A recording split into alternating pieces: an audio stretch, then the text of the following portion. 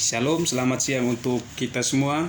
Perkenalkan, nama lengkap saya Othniel Marcelinus Bora, kelas B regular sore semester 7. Di sini saya akan membahas isi buku, ini tugas review buku pertama yang berjudul Hukuman Sebuah Proses Sosial, Riset Pemikiran Ulangan dan Kebijakan. Menghukum pengambilan keputusan mengurangi enigma abstrak. Sejumlah besar beasiswa dan pekerjaan reformasi telah didedikasikan untuk masalah pengambilan keputusan hukuman. Namun itu tetap menjadi enigma. Bab ini mendapat bahwa ini karena Freud didominasi oleh ketidaksabaran untuk menentukan solusi tentang bagaimana itu harus direformasi atau untuk menyangkal perlunya reformasi. Namun, ketidaksabaran ini ditawarkan solusi normatif menghalangi pemahaman yang lebih dalam tentang realitas pekerjaan, hukuman harian, hukuman beasiswa, dan pemikiran kebijakan didominasi oleh asumsi yang beroperasi dalam bayang-bayang formalisme hukuman dan terbungkus dalam paradigma individualisme otonom yang lebih luas. Sebaiknya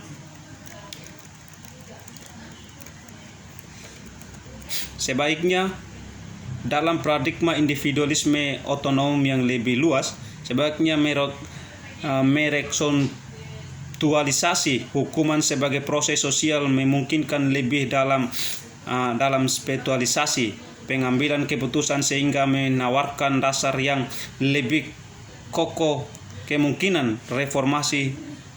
3 kualitas kunci menggunakan hukuman menjadi proses sosial. Pertama, hukuman kerja bersifat interpretatif yang tak terhindarkan. Kedua, hukuman pembuatan keputusan pada kenyataan bukan imomen tunggal yang ditentukan sendiri oleh hakim individu, tetapi proses yang melibatkan berbagai praktisi berkontribusi secara kolaboratif. Ketiga, proses hukuman dihasilkan oleh kerja peran dan cita-cita. Kata kunci penelitian hukuman reformasi, hukuman diskresi peradilan, pengambilan keputusan hukuman. Mengapa memikirkan kembali riset hukum dan kebijakan? Sebuah enigma yang abadi. Hukuman adalah sesuatu yang bisa dibicarakan semua orang, memungkinkan yang paling banyak aktivitas yang terlihat secara publik.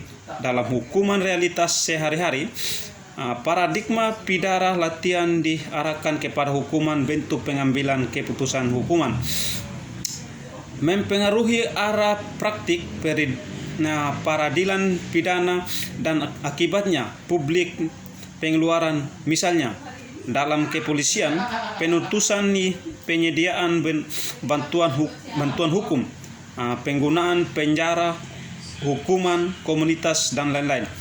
Pekerjaan hukum yang juga tampaknya mencerminkan budaya dan instruktif ini memberi isyarat gagasan tentang bahaya otoritas dan komunitas, mungkin menawarkan resolusi emosional dan katarsis, atau mungkin merendahkan akibatnya hukuman menjadi lebih dari sekedar keputusan formal.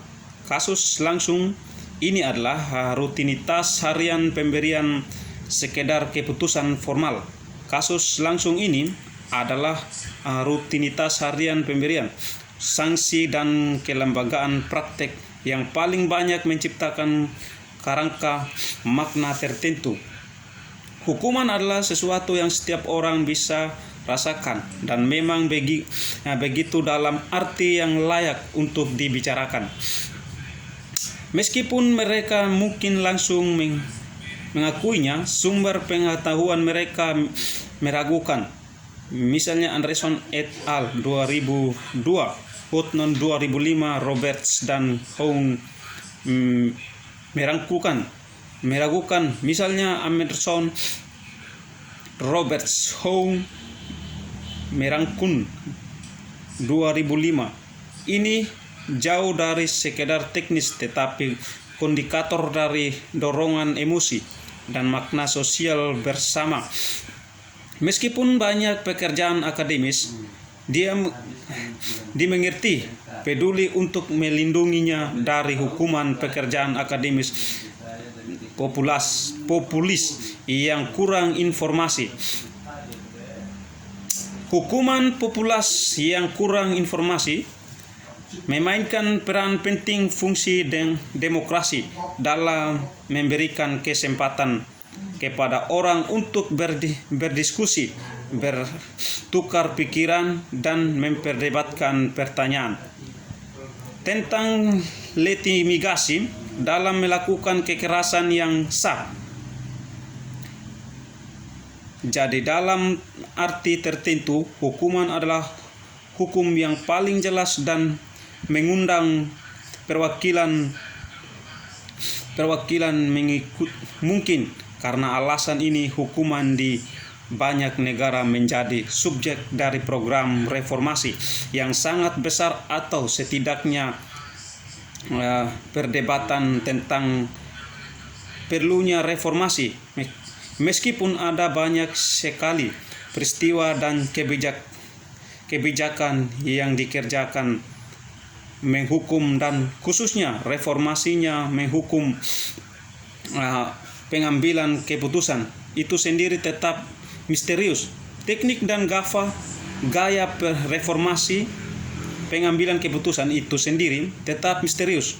Telah dicoba dan kemajuannya banyak diperdebatkan. Meskipun demikian, kesuksesan tetap ada sukar dipahami. Misalnya harapan awal para reformasi untuk menentukan cara menguranginya penggunaan hukuman penjara melalui reformasi. Hukuman paling banyak ditemui. Kesuksesan terbatas dan skala ambisi harus dimodernisasi. Mengapa begitu sangat dan menyibukkannya perdebatan tentang apa yang harus dilakukan? Tentang hukuman yang mencoba untuk memahami realitas bahwa pengambilan keputusan telah terjebak dalam Juldes memahami realitas bahwa pengambilan keputusan telah terjebak dalam normatif disubradisiasikan oleh ketidaksabaran untuk memancang solusi normatif. Untuk masalah yang dirasakan, wacana ilmu yang didominan telah mengabaikan pemikiran serius tentang praktik hukuman yang sebenarnya terlepas dari pekerjaan normatif yang canggih, reformasi, dan tanggapan berharga dari skeptis pekerjaan normatif yang canggih.